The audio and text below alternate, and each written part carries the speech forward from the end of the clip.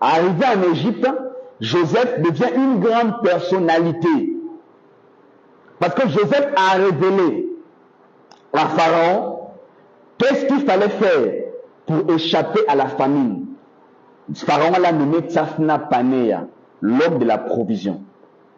Joseph a été élevé au rang de gouverneur dans tout le pays de l'Égypte.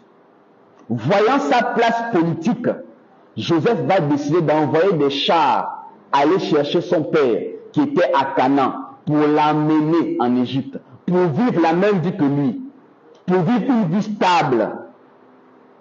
Quand Jacob reçoit les messagers, l'escorte que Joseph a amené, Jacob avait la joie de savoir que son fils qu'il croyait mort en réalité n'est pas mort mais est vivant aujourd'hui.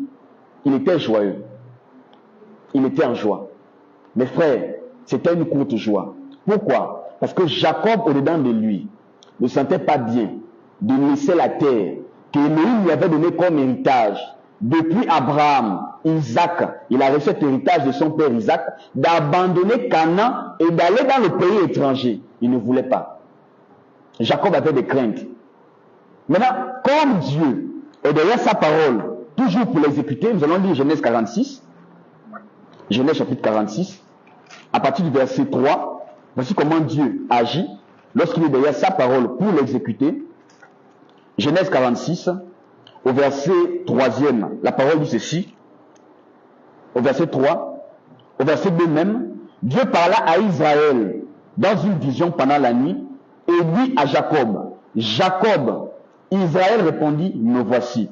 Et Dieu dit, je suis le Dieu de ton père. Ne crains point de descendre en Égypte, car là, je te ferai devenir une grande nation.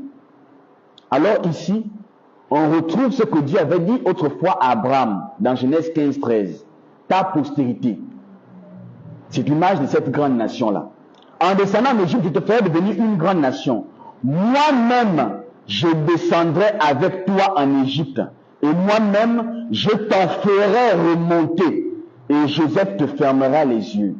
Frère, Jacob avait des craintes de descendre en Égypte.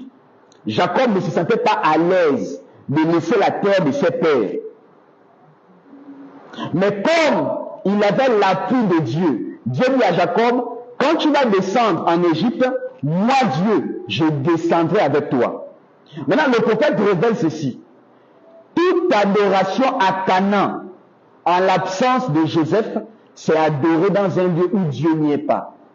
Parce que Dieu lui-même avait pris la résolution de descendre avec son serviteur en Égypte.